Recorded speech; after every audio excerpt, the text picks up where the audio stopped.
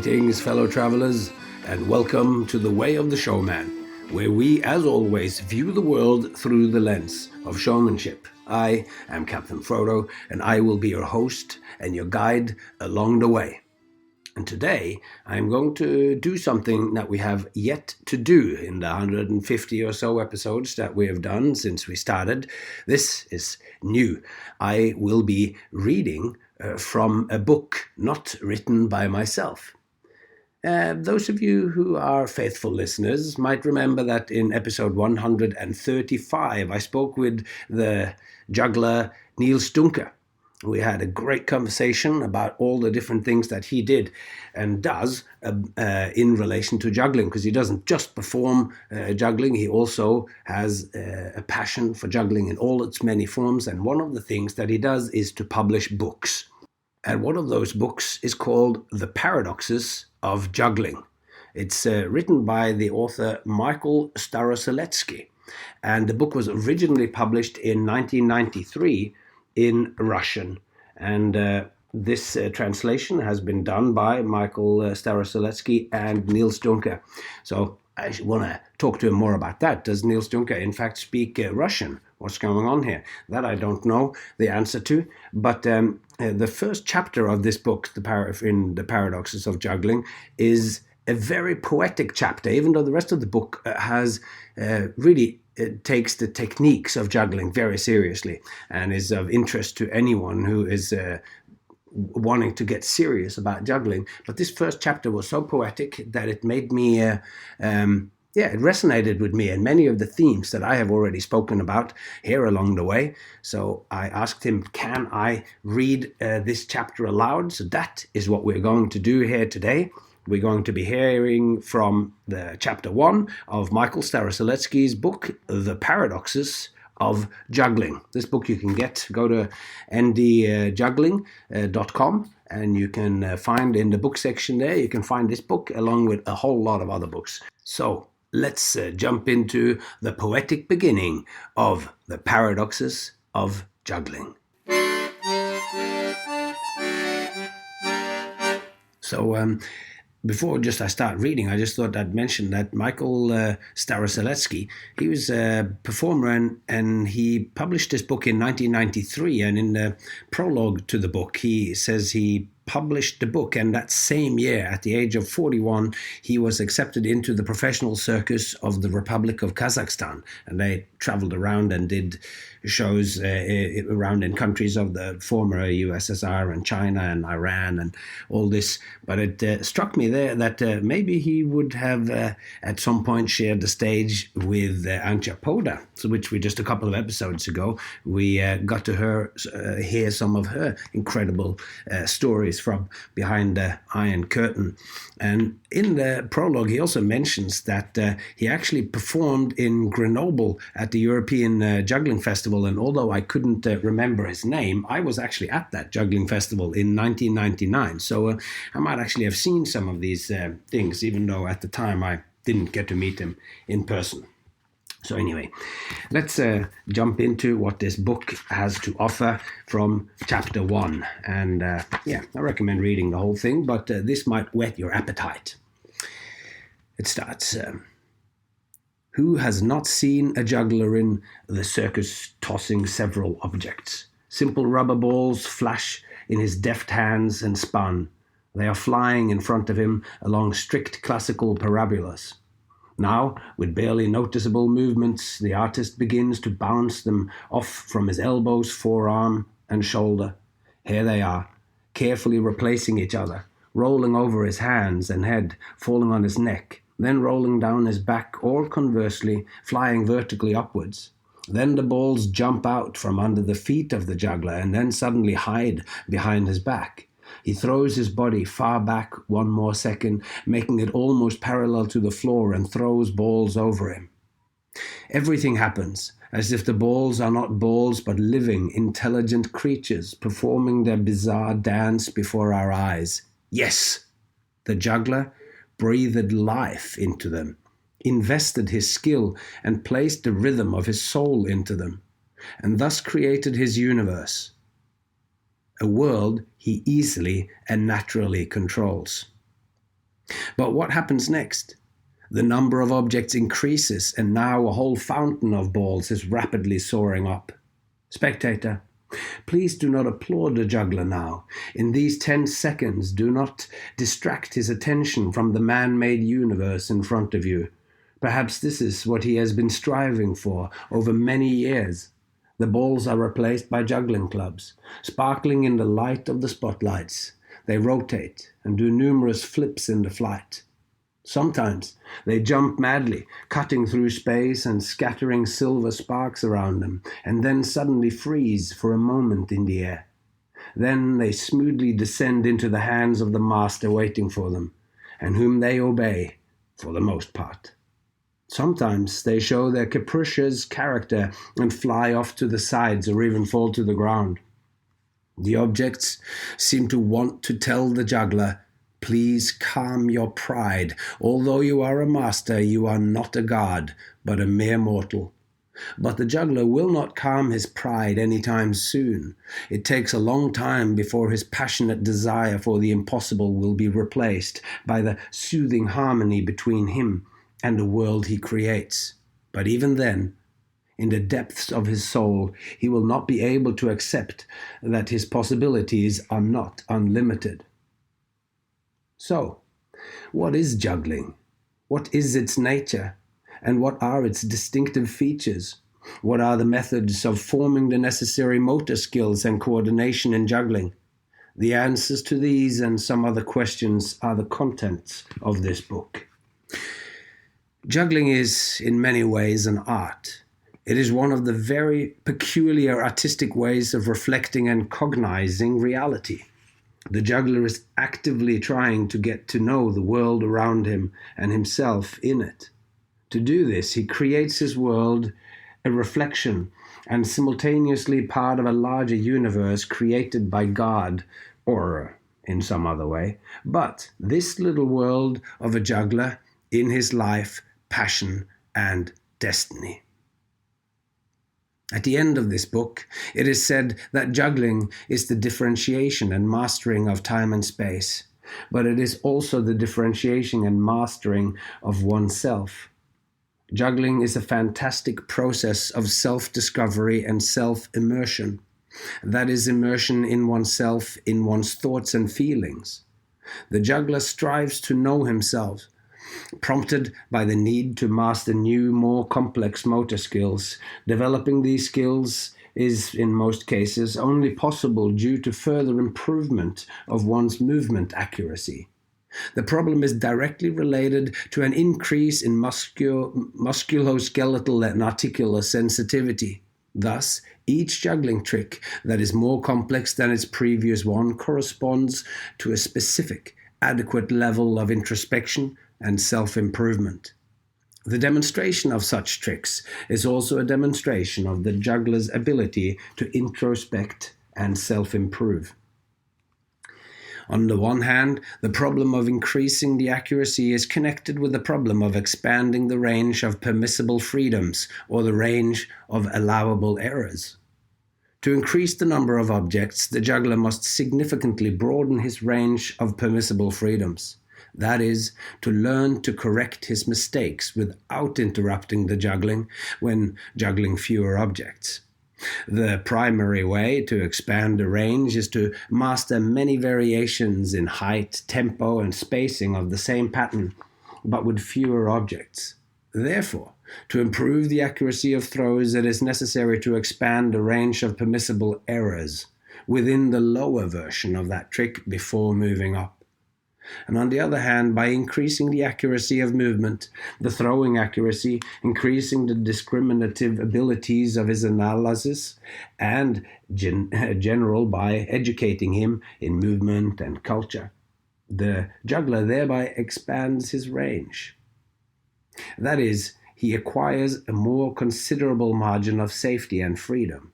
Thus, one of the fundamental laws of dialectics, the law of unity and struggle of oppositions, is manifested in our art. The juggler expresses with his creativity the eternal human desire for freedom, which is not given by someone from above, but is won through a painful and prolonged struggle. The juggler wins every inch of this freedom through a complex dramatic struggle. A performer in a circus creates an artistic image using the tricks he managed to learn. However, many art critics simultaneously argue that a trick is a means to create an artistic image, and one can hardly agree with such a statement. A circus trick is equally a means and an end. This is the main distinguishing feature of circus arts and the uniqueness of it. That is also part of its attractive power. We can agree that a circus artist should play, but unlike a theatrical actor who creates images of other people, the circus artist is usually doomed to play themselves. For this game to be attractive and capture the viewer, the artist must be an exciting, unique, and inimitable person. Otherwise, he will forever remain for the viewer a thing in itself, a machine of unknown design that simply tosses and catches objects. Creating an artistic image, the juggler sooner or later will ask himself a question: who am I? Good or evil? Smart or not so bright? Handsome or ugly? Why am I going on stage? What do I want to tell the audience? Here we again come to the problem of introspection and self-improvement. But if, in the first case, the juggler differentiates and recognizes his physical essence, then, in this case, he encounters his spiritual essence. So you ask, does the same thing happen in other genres and art in general? Yes, but in other types of arts, a musician's violin, a tightrope walker's rope, a gymnast's gymnastic bar, etc., do not take part in this chemical reaction, but are, as it were, its catalyst, a component directing its flow. Then, in juggling, the juggler's props, the balls, clubs, rings, etc., are an active component of this chemical reaction. What does this activity consist of? The fact is that the object, from the moment it is separated from the juggler's hand, ceases to obey his will. On the contrary, the juggler is forced to submit to the will of the object, to adapt to the nature of its movement. The trajectory of the object depends on the throw of the juggler, but since no person is capable of making ideal, mathematically precise movements, that causes the conflict between the juggler and the objects, it is inevitable and takes on a beautiful, lively, dramatic coloring. This fact, in the art of juggling, manifests itself with particular sharpness. The juggling image, therefore, is born as a result of the dynamic interaction of the artist's personality with his props. And it's here, in this conflict, that man's interaction with the endless struggle with himself, with his weaknesses and passions, is reflected. Juggling is one of the artistic ways of reflecting reality, but reflection is not a mirror. It's reflected through the artist's soul, through his understanding of this reality. The world of the juggler may reflect our huge world, which is being juggled by someone or something inaccessible to our knowledge. The art of juggling is dynamic and intense. Consider the rhythmic organization of the juggling act. I have written about rhythmic drawings since I imagine juggling as a painting. Juggling is also visible music, and simultaneously its choreography through a dance of objects. In juggling, all these three types of arts are wonderfully combined into one whole, and it is synthesized. The world of a juggler is fragile. Unfortunately, he drops, but the world around us is also fragile, isn't it? Generally, art reflects the world. Circus art does not just reflect or display the world, it challenges it. Our consciousness that guides us in everyday life tells us that this exercise is impossible to master and unthinkable. That may be what the juggler answers. Then he not only masters it, but often shows it easily and naturally. The juggler refutes ordinary consciousness. He laughs at it, yet his laughter is not evil, but cheerful and good-natured.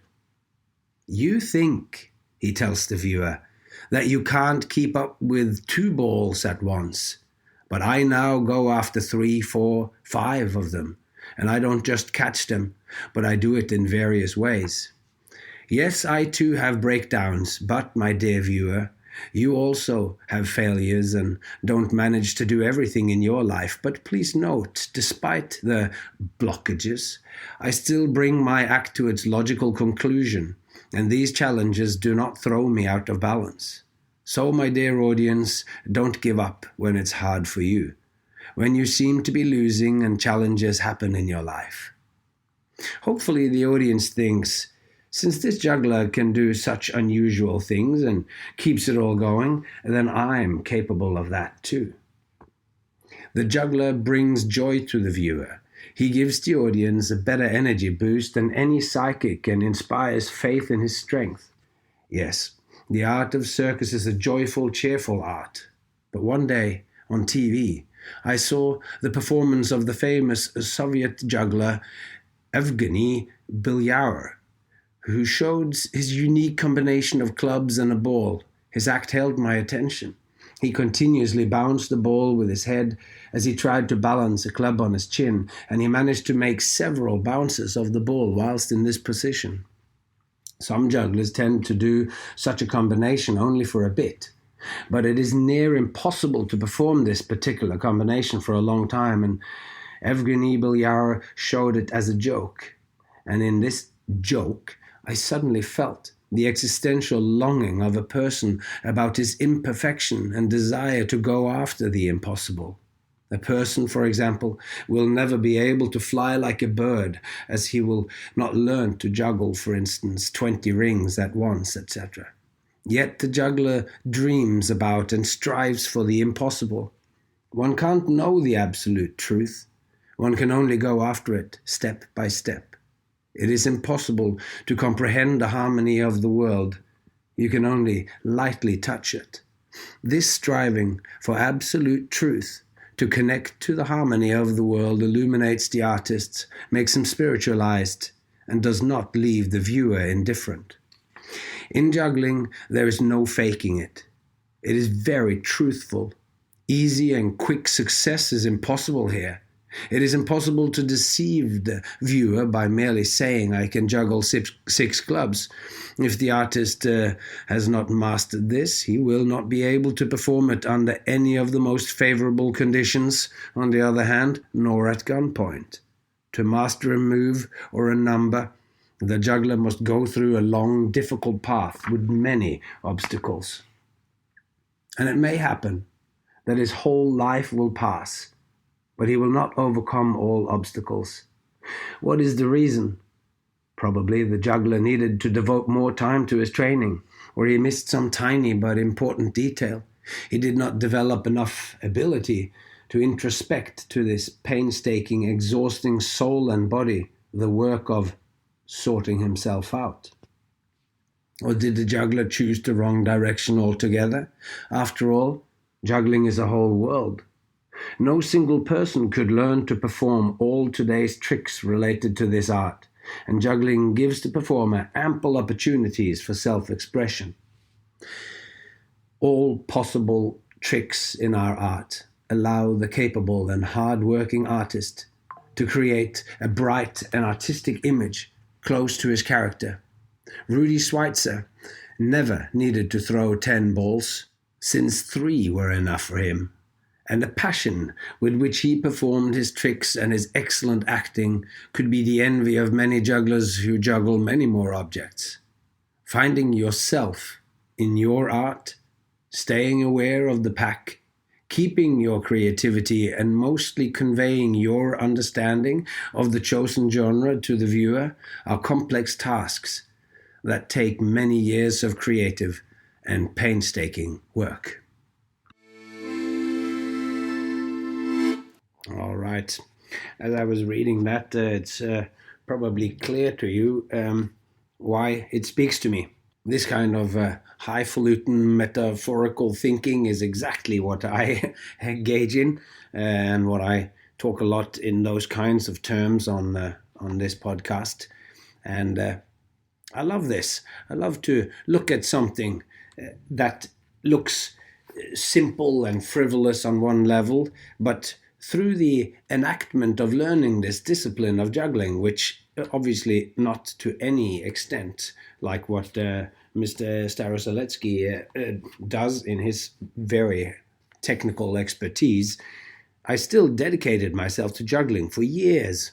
Juggled and set myself goals to when I was had to juggle 5 balls every day, and I had to break my record, even if it was just by 5 throws. I'm juggling 5 balls, and I was counting, and out of the 5 balls that I juggled, I colored one of the balls differently because I'd bought them and they were all the same colors. So I used a pen to color it so that I could count that each time it returned to the hand, it was a certain number of throws, and I counted that one and I counted the throws.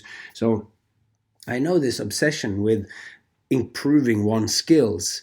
And I love, of course, I love the idea that we are working on a skill. We're mastering a craft, technical or whatever, but we're also working on ourselves and to overcome these obstacles on working on improving our inner and our outer expressions. And through this, we can become better performers and ultimately better human beings. I love to see the craft of performance, the craft of juggling in this case, but the craft of showmanship as being a picture of a craft that is also being used to improve ourselves, to become moral and thinking and feeling human beings in the world. So if you like this book, then I recommend buying it.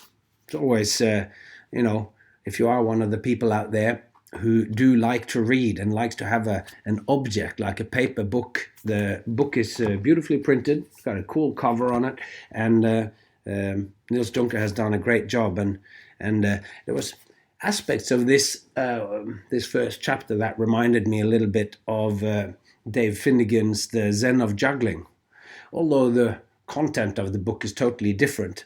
The Zen of Juggling was, when I read it back in the ancient time and the latter half of the previous millennium, it was a book that, took maybe tongue-in-cheek, but it still took juggling seriously in a way that spoke to me. And coincidentally or otherwise, you can also buy the Zen of Juggling from Niels Duinker's online store. So this hasn't been paid for. It's just brought to you by me to show you what exists out there. There are so many awesome books, not just by Niels Duinker, but out in the world that I draw on to inspire me in thinking about the craft of showmanship. So I hope this gave you something, gave you some food for thought. So until next time, take care of yourself and those you love, and I hope to see you along the way.